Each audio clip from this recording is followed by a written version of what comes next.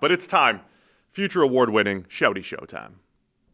I've thought about it very deeply. I liked how he started it with, I've thought about this long and hard. I trust the backup quarterback more than I do Dak. This is why Skip Bayless is the master of the Shouty Show segment. I can't do it anymore.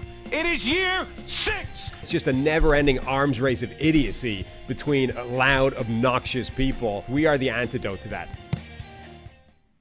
The antidote. The antidote. To idiocy. To idiocy. That's us. All right, Shouty Show time. We got a few. Let's start with an evaluation of Ashton Jeanty. What's Ashton Jeanty's it factor? Because when you got it, and it pops. We see it at some point. Mm-hmm. Fred Taylor had it. LaDainian Tomlinson had it. Mm-hmm. Adrian Peterson, Saquon Barkley, Christian McCaffrey, Bijan Robinson. We saw it. Right. You saw it early. Even if the statistics didn't say, oh, he rushes for 100. Well, Bijan was seeing. Right, it was something early. Right. Where is Ashton Jeanty's? Ashton Jeanty doesn't have that it factor. Ryan Clark on Ashton Jeanty does not have the it factor through 2 games plus a couple preseason carries. Your thoughts?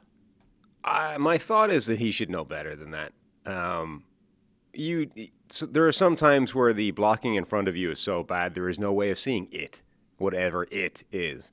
There was a period of time where Derrick Henry was running behind the worst offensive line in the NFL in Tennessee, and people were busy saying, Derrick Henry's done. It's over. Write the eulogy. Derrick Henry has had a great career, but he's on the downslope now. He's declining. And then he got the hell out of the worst offensive line in the NFL and suddenly pops off and almost puts 2,000 yards on the board again. Derrick Henry, by the way, I believe it was year 2, late in the year. That was when he broke out. Yeah, late in we didn't year see 2, it from Derrick Henry right away. It was like a Thursday night football game against the Jags when he starts stiff-arming people into the turf, and all of a sudden, I mean, there were people saying he's 250, you kind of run soft, where's your 250? And it was like all of a sudden he got mad on a Thursday night football game and never looked back. Right. Derrick Henry did not show it right away, regardless of what the blocking was in front of him, the way Ryan Clark claims. I mean, yeah, look, there are people like Adrian Peterson where almost regardless of situation, that guy's going to look insane. But there are other all-time great running backs where if the situation in front of them is terrible, they're not going to look good. Jeanty, I mean, Renner posted a clip of like back-to-back plays of Jeanty just getting buried in the backfield. It's like the dude had no chance. At the handoff, there's a guy right there both times. Like there's nobody in the world that can make that happen on a consistent basis. And the first one, it took the third guy to bring him down. Like he actually did make something happen. It's not like both those guys just tackled him immediately. The first handoff, he broke 2 tackles and then got buried behind the line of scrimmage. There's also a more nuanced conversation behind this, right? Like I could argue that the it factor has been shown from Ashton Jeanty. The 4 times he's gotten to the second level across 2 games, it feels like he trucks a dude every single time, right? So he's got some pop to his game, but every time he has a 10-yard carry or a 12-yard carry, it's like the next play tackled in the backfield for -4, and it's like at the end of the day, he's under 4 yards per carry. So that is, I think, the tricky part with Jeanty. The other nuanced conversation was, the stat that I put out there the other day. It's Jeanty and Chase Brown, the only running backs under a yard, negative yards before carry per rush. And that is, there's talk in the social media sphere that, it's not always an O-line number, which I agree. Like, it's not always offensive line. I think speed backs create their own yards before carry sometimes. Jamal Charles was great at this, right? He was so fast to the edge, and he'd one cut, like he'd go 60 yards untouched, and that's not necessarily because it's all the blocking who deserve credit for 60 yards. His speed makes that happen. You could argue against Jeanty and say he might not have the speed to overcome the lack of blocking. He hasn't shown that yet, and I feel like that's maybe what Ryan Clark's getting at here. But the yards before contact number for Jeanty looks legit. Well, look, it looks legit because of how many times he's getting hit in the backfield. Yards before contact, either total or, per rush, is not exclusively an offensive line / blocking statistic. It is influenced by the running back and by other things as well. However, if you are negative in yards before contact, that's not the running back. It's probably different, yeah. Like, you can't. It's difficult to outrun that. It's basically impossible for the running back to be at fault for a negative yards before contact statistic overall, right? Like that, the worst offensive lines in the NFL over the course of a season are going to be at 1, 0.9, 0.8 at an absolute worst yards before contact per rush. If you're negative, that is not the running back. That is a catastrophic level of blocking, which is what's going on in front of Jeanty right now. My point is, I don't think we know much about Jeanty at the moment. And by the way, that was exactly how the Raiders were last year. I know there's a new system. There's a little turnover on the offensive line, but not much. It is very much exactly what we were talking about last year at this time, where the backs were unable to get anything going because there was no good run blocking in front of them. Yeah. All right, that's Jeanty. Let's go some praise for Josh Allen. Oh, I know where it's going. Hey guys, real quick, only 40% of our viewers are actually subscribed, so let's change that. Hit that subscribe button, and now let's get back to the action. I was going to say, I'm mad at myself that we spent 9 minutes and 17 seconds, and I didn't say this yet. I'm watching the game last night. I've been watching this sport 50 years, and I'm just a fan. I'm just a reporter, whatever the case is. No one has ever played that position better than Josh Allen plays it. He's not the greatest player ever. Bart. No, you tell me who has played that position better than he plays it. Lamar Jackson and Justin Herbert right now is cooking. What are we talking about, Greeny? It's so I'm early. Saying he's better than them. I'm saying you can't be better than Josh Allen is. Josh Allen. He's waiting. He said, Greeny, your theory on Greeny. He's sitting there. Talk us through what's happening. He's watching Thursday Night Football. It's the Bills against the worst defense in the league, and the wheels are turning. And Greeny, he's like, we got a big show tomorrow morning. I got something percolating here as I watch Josh Allen. What's going through his mind? Well, you know the meme we were talking about the other day, like the one that looks like Abraham Lincoln. I've already forgotten what painting it's from, but you know the guy from standing 1943. there. Yeah, the guy standing there, you know, preaching his piece to the crowd, right? Everything Greeny ever says feels like he's that painting. It's like, I want to deliver a speech that, like, the camera's on me, I'm at a pulpit, I'm delivering a speech, this 30 seconds is going to go viral. This is what I'm here for. And I hate it. I don't like it because for multiple reasons. Number one, I don't like that as a thing, right? Like, this is the 30 seconds that is for the cameras, that's for, you know, the hamming it up, right? Number two, why does anybody care what he says? He's the host on a show with other experts. I don't like his opinion being thrown into the mix. I don't care. You're there to facilitate the other people in the show, right? It's not like you and me where we are host, expert, like we're equals on this show, right? Yeah. Your opinion is as valid as my opinion, 50, which is 50. As valid as your opinion, and we go back and forth, right? Greenberg is the host of a show where the other people are supposed to know what the deal is, right? And then he's like, no, you know what? Guys, shut up for a second. I have 30 seconds. It's gold right now. And let me pitch it at you. And you're like, what? Honestly, can't believe we got 17 seconds into this topic without me dropping it. It's mind-blowing to me that I allowed this show to go this long without me telling you what I think. You're like, what? Who cares? That's great. That's great. Mind you, by the way, his actual point. Who cares? His actual, the thing that he's saying, there's a case for it. Oh, man. But there's a case for it in the way that there is for, like, the top 15 quarterbacks of all time. You could say that about, right? Like, when they are playing at their best, you could make that argument about any of the top 15 guys that ever played, right? People said this about Aaron Rodgers at the time. When Tom Brady and Peyton Manning were in their pump, but Rodgers was cooking, it was like, I don't know if there's ever been a more talented quarterback than Aaron Rodgers right now. Like, this is it. This is the best anybody's ever played. And it's like, well, what about Brady and Manning right over there, right? Or Drew Brees over here? Like, people made that argument about Rodgers. People made it about Mahomes. Again, I think you could make that argument about any of the top 15 quarterbacks that ever played. It's easier to make that argument for Josh Allen, Patrick Mahomes, Aaron Rodgers than it is for Tom Brady or Peyton Manning, because at Brady and Manning's best, they were just, carving up defenses and it looked great. The reason why you get to that Greenberg take there is because theoretically it's like, man, Josh Allen's doing the pre-snap now. That was the conversation around Rodgers. Yeah, but it was like Rodgers is doing the read the defense, hit the open man, throw the ball accurately. Oh, but you know what Peyton and Brady don't have? They don't throw on the run, and they don't run themselves. That's they don't the thing. It's the running. It's when you add that athleticism. But when you add that, so like a couple years ago, you'd say, look, Allen does all these high-level things, but he's not Brady's level. He's not Peyton's level. He's not Drew Brees before the snap. But the more you hear announcers be like, well, look at the pre-snap Josh Allen's doing. And then it triggers in your brain, oh, he's doing the same stuff Brady and Manning did, and he's 6'5", 240 and trucking dudes and running and short yardage back, and that's the best ever. That's where that comes from.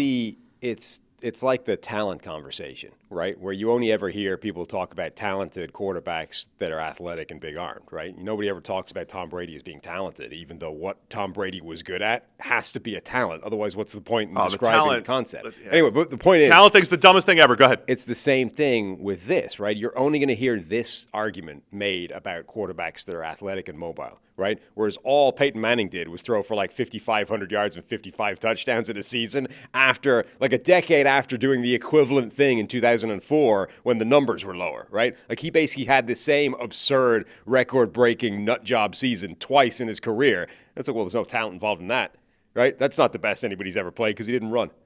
He didn't also add 300 yards scrambling, so nobody gives a crap. Oh, people! I mean, I'm sure if people were listing the most talented quarterbacks of all time, I'll ask the people who is more talented. I'll give you 3 names: most talented: Cam Newton, Peyton Manning, Tom Brady. Okay. In the talent argument, yeah, was Cam Newton more talented the way that people use that than Tom Brady? Anyway, so my point being, the least obnoxious thing about that is actually the point he's making, which I at least have some time for. I wouldn't. I wouldn't make the argument myself, but I understand it, and I think you could make that argument about 15 quarterbacks to have ever played. It's just like where it came from. Like I just watched him against the worst defense in the league, and he threw a game-winning swing screen. It's the source, and then you show up the next morning like this is It's the source. No one throws the 15-yard game-winning swing screen like Josh Allen. Yeah, it's the source and the motivation I have a problem with. The actual point, the substance, it's fine. Substance is okay, particularly for that show, by the way, where the substance is usually quite a larger problem than that. The substance of the point is fine. The source and the motivation are the bad. Source being the host. The Yes. host can't have an opinion. We can have it. It's just like not, hang on, guys, let me interrupt the show to tell you my opinion from my pulpit here. Bang the gavel. Yeah, I get that he's the host. I would also say I think his opinion's as valid as the former players who think that their opinions are more important. I mean, it's valid, but it's not the way the show is supposed to work, right? Yeah. Like No, the host doesn't lead off with like, let me tell you what I think, and then you can react to that, guys. It's like, no, the whole point is like, here's a topic. I'm going to find out what you think. And then if I have a contrary opinion, I could throw it in, We've all had hosts who try to steal the show and get all their opinions in. And so as we opposed understand to what it's like. Gavel on the pulpit. Let me pause the show because I can't believe we've gone this far already. Hold without on, me taking experts. center I got stage. something to say. Right. We've all been there. So you don't want. No, I don't like that. Didn't like it at that time. Don't like it now. Still don't like it. All right, we got Dan O. It's coming back, baby. This is one of the most pathetic takes that Dan Orlovsky has ever given. Wait a minute. You got to be you got to be kidding me. You got to be good with your knowledge of football. Listen, I'm not playing. Come on, Dan. You know what? You've forgotten more football than most people know. You saw how bad Dallas's defense was. Yeah. In the first half alone, you've got a situation where Caleb completed passes 65 yards, 41, 35, 31, and 29 yards, all in the first half. What about the flea flicker that DeAndre Swift threw there? He threw it up to the damn stands for crying out loud. Caleb Williams had time to call his honey, or order Uber Eats, sit up there and take a phone call and all this stuff before the ball came down in his hands, and then he threw it down to Luther Burden III. Okay, come on, man. You saw that. You have no pass rush whatsoever. You only got 4 sacks over the 3 games. Stephen A. So it's really Stephen A. responding to Dan O. as we Do you think heard. that Uber Eats getting a shout out there instead of DoorDash? Bonus. Do you think that ever annoys the people that are on that show? Like if you're Dano, right? Here he is. And if you're Dano and you're giving your honest football take, like I've been in the tape. I've looked at all the things and I decided this. What is this? And then Stephen A. is like... Cam's on this show now? Then Stephen A. just comes out and is like, that's a pathetic take. You're like, you, with your knowledge of this, is telling me that my take is pathetic. We have playful, I would say banter, but banter's more back and forth. We have playful responses to Dan O's takes on this show without his ability to respond. Tell him he's pathetic. No, we certainly don't. But he says something, we might respond to it or whatever. And so this is what's happening, right? There's 4 games in the 4 o'clock window. Stephen A's probably got the quad box going. Of course, yeah. Right? And so he sees a couple plays. Maybe he only watches Football Night in America to catch the highlights for that day. And then he rolls in on Monday morning.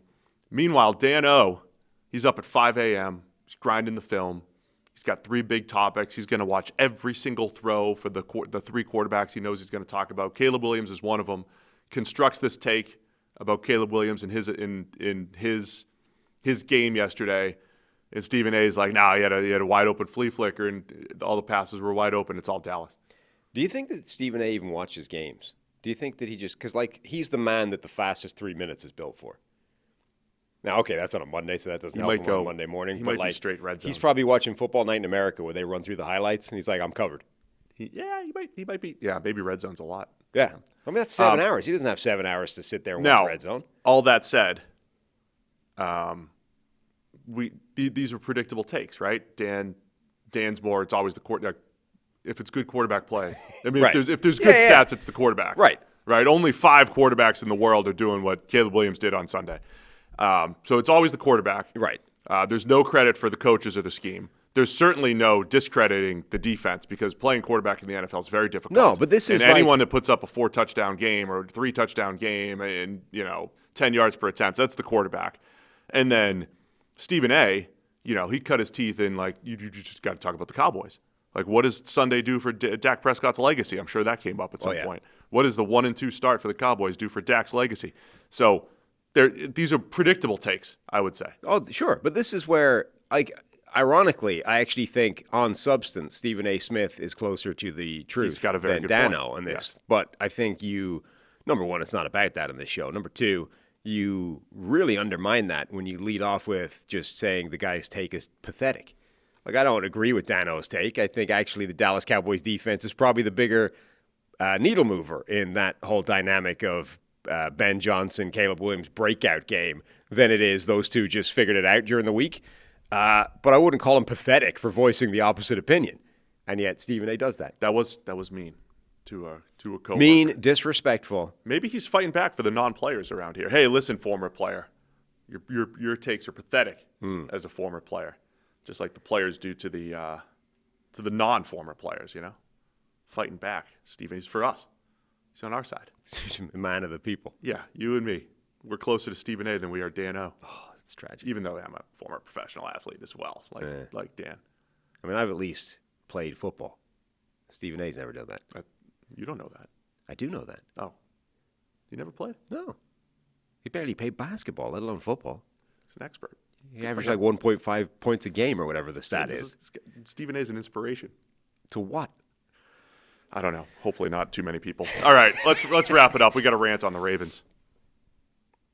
They got bullied from pillar to post. Oof. And that doesn't happen normally for that team. That never happens in Baltimore.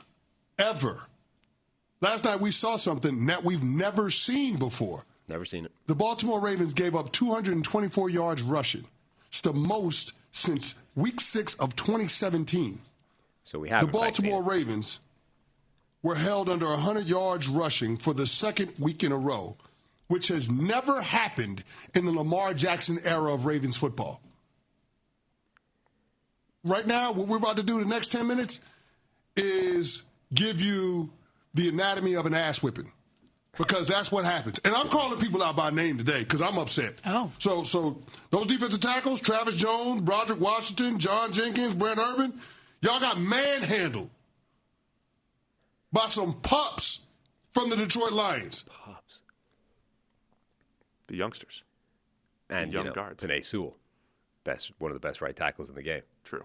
Well, he's talking about the defensive tackles, so he's talking about the... well, yeah, but the highlight reel play that's going around out there of Travis Jones getting driven out of the world in duo is a double team between the right tackle and the right guard. No, Penei Sewell is part of that. Now, you can argue the right guard was doing more of the heavy lifting, but it was a pretty significant part of that. I love... this has never happened before, except 2017 when it last happened. This has never happened before in the Lamar Jackson era. Never happened in the history of Baltimore Ravens football since this quarterback came into the starting lineup. I'm going to add to this something else. The thing I hate, I merely saw the headline and didn't listen to the whole thing, but Colin Cowherd said there was, I mean, I'm assuming the quote's legit. Something about like, this isn't Ray Lewis and Ed Reed anymore in Baltimore. Okay. I mean, that's like us. That's like you and I dropping, takes from 15 years ago, like names from 15 years ago. Like, it's not Eli Manning's Giants anymore, guys. It's not. Guys, it's not Eli's man. Yeah, it hasn't been. Like, it hasn't been Ray Lewis or Ed Reed's Ravens for 15 years. And in that time, they've had really good defenses at points. So, yeah, like, that's not the best. No, I mean, I think, look, the overall point, I think, is fair and reasonable, which is this was an uncharacteristically soft defensive performance from Baltimore. And they did get beaten up physically by the Detroit Lions, a young offensive line predominantly, and a couple of veteran, offensive tackles. They got driven off the ball in a way they are not used to, and that's definitely a problem. And, you posted they are the worst defense in the NFL in terms of points allowed through 3 weeks. They're the worst defense in the NFL in terms of yards allowed through the first 3 weeks. Their defensive performance so far has been fairly catastrophic, and that is not what we associate with Baltimore Ravens football, whatever that is, as an amorphous, nebulous kind of concept, right? All fair. To be like, we've never seen this before, blah, blah, blah, that's where you get Shouty Show. I mean, the first 3 weeks of 2022, they had that 35-14 blown lead against the Dolphins. So that was the first year of Mike McDonald. Yeah. And everybody's like, what are we going to Mike McDonald? He's not ready. He's just a kid. He's just a boy. Doesn't know how to call the defense. But by week 7, I think they were good. And they turned things around. The idea that we've never seen, the Baltimore Ravens defense give up some yards and some points is There are silly. some concerns, though, on Baltimore's defense from Canty. That was a tame take. I mean, certainly by Canty standards, that was relatively... usually makes it onto our show with some really hot takes. So there it is. Shouty shows for today. We'll see if Baltimore can bounce back from being bullied. They got the Chiefs game. Do you think the Chiefs will bully them this week? They haven't bullied anybody up front. I mean, if they do, then we've got some real problems. Then we've got some real concerns. Thanks for watching all the way to the end of the video. Check the Mic is live every Monday, Wednesday, and Thursday, so be sure to hit the subscribe button so you don't miss a thing. And the all-knowing algorithm is convinced you'll also like these videos, and who are we to argue?